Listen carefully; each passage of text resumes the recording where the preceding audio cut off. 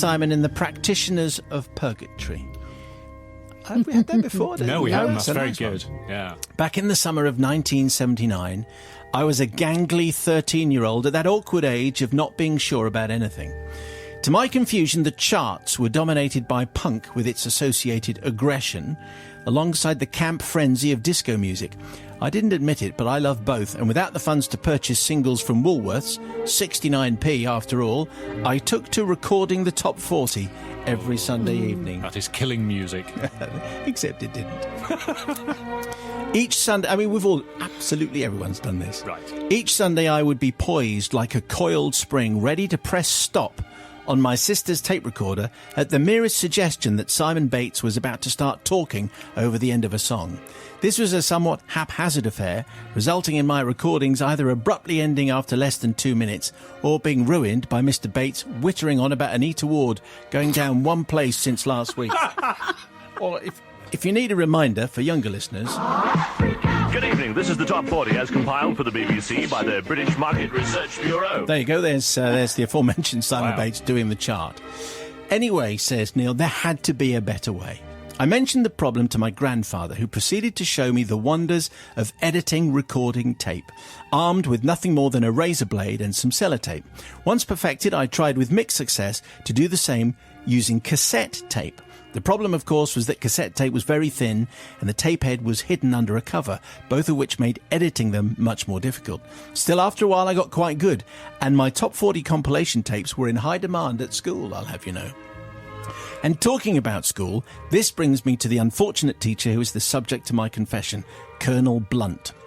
Now, there are a couple of things you need to know about the Colonel. Firstly, he was as deaf as a post in one ear, which meant he struggled to locate a sound accurately. And secondly, he had absolutely no classroom management skills at all during his English lessons. Luckily, the highlight of English this particular summer came in the form of a regular auditory interruption towards the end of the lesson. Each English lesson at about 2:30, a Mr. Whippy ice cream van chose to pull into Sunnyside Road, the street next to our school. For weeks, almost every day, the sound of Greensleeves would drift into the classroom, interrupting the Colonel's lesson.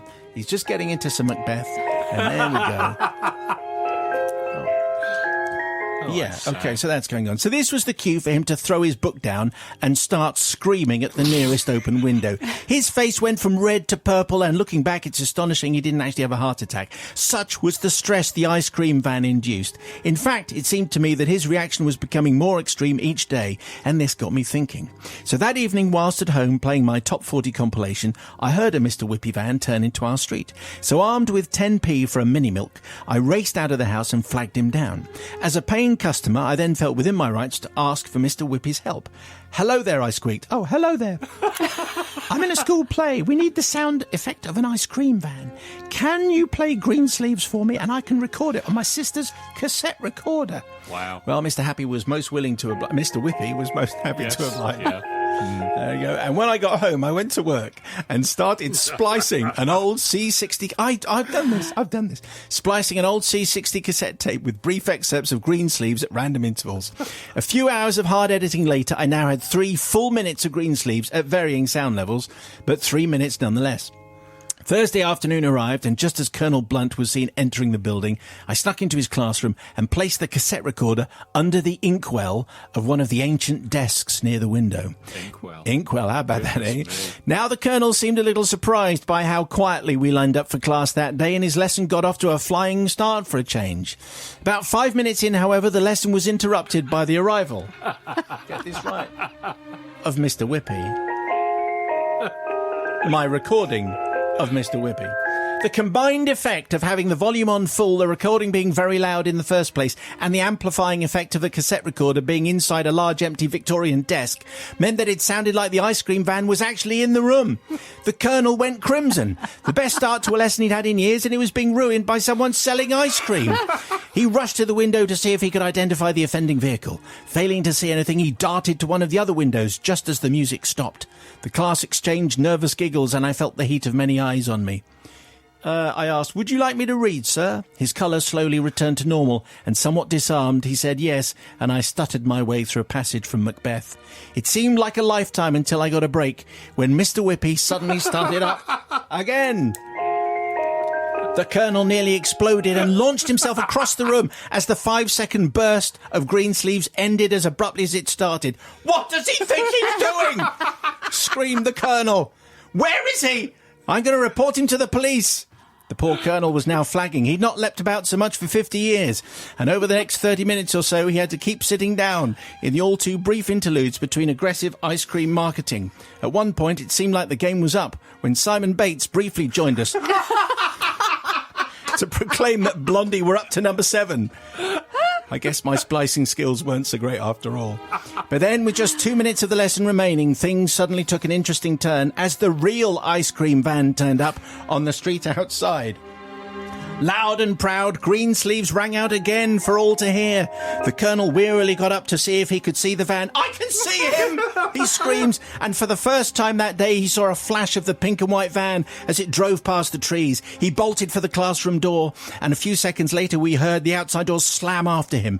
At this point the bell went, signalling the end of the lesson. With no one to dismiss us, and keen to watch the unfolding events, I joined the rest of the class outside, just in time to see the Colonel, beyond the school gates, dragging the hapless ice cream man out of his van. What? By his throat. What?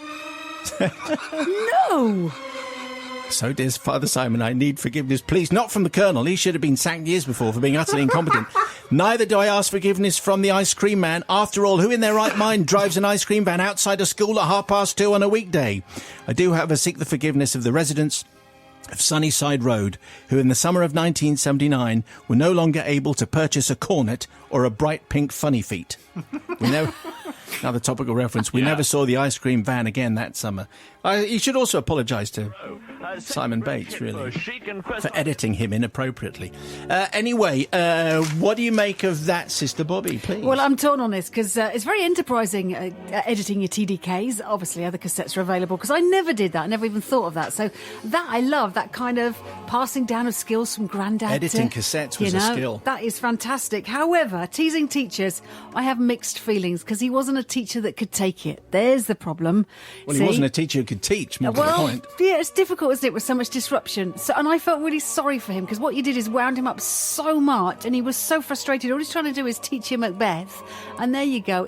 I think you just took it a step too far. Subtle, gentle, and that would have been enough. I think you're not forgiven, Neil. OK, so that's one down. What do you say, Brother I Matthew? think that was a classic confession, I think. The production involved in that, clearly well over the mark. Well done. I'm gonna stand up for Colonel Blunt here. Because, I mean, obviously, teaching was probably not his calling, let's be honest. That's true. Probably not his thing. What on earth is an ice cream van doing trying to sell ice cream when the kids are all still in school? Why is the ice cream man not worked out? No one's buying your ice creams because they're all still in school. It's entirely ice cream man's fault, although probably didn't deserve how it turned out with Colonel Blunt dragging him out through his window. Yeah. So I'm going to say forgiven because, you know, it was the ice cream man. It was playing his Greensleeves. The kids aren't even out. So that's why.